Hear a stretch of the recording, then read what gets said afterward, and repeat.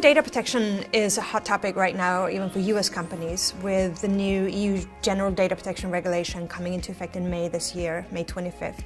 And we also have the new e-privacy regulation, which may come into effect in 2019. So both of these regulations will affect how US companies collect and process personal data. So this is why we're focusing a lot on this at the moment. In order to understand your obligations under EU data protection laws, it is really important to figure out if you are the controller or the processor, since different obligations apply to each of those roles. And the controller is the party that determines the purposes and means of the processing. Essentially, it's the how and why of the processing. The processor, on the other hand, is the party that only processes the data on the instructions and on behalf of the controller. So it is really important to know which one you are, since different obligations apply. It's important to understand that you can be both the controller and the processor with respect to different data sets or with respect to different aspects of reprocessing. So for example, for a B2B SaaS company, you're most likely the processor with respect to your customers' end-user information that is being processed through your services. But you would likely be the controller with respect to the sales and procurement contact information of your customer.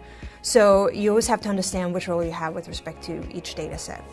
It's really important to know which one you are for each data set, because processors only have to comply with the obligations that specifically apply to processors under the GDPR.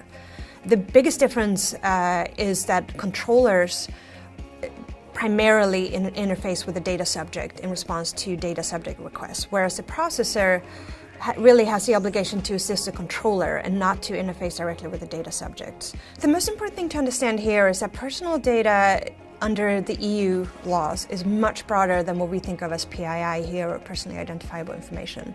It's any information that relates to an identified or identifiable person.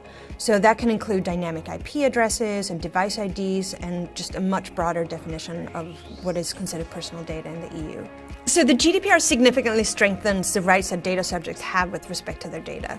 So when I say data subject, that's the individual who the data is about.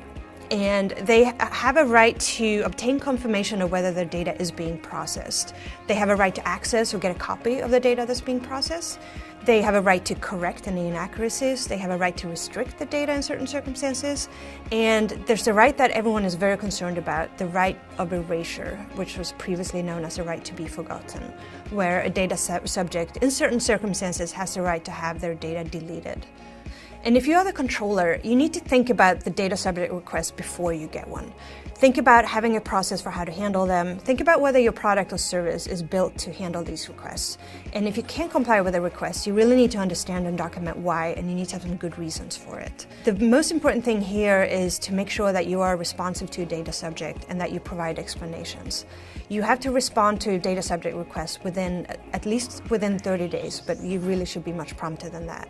Also, as a controller, you need to think about facilitating how data subjects can exercise their data subject rights.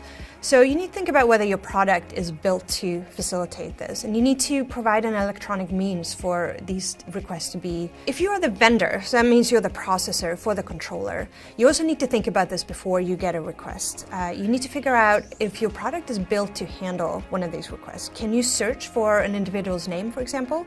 Or do you have a product that doesn't really allow you to access any of the data? Can you build your product so that your customer can do this themselves, for example, by using a dashboard? That is one of the preferred ways to handle these data subject requests.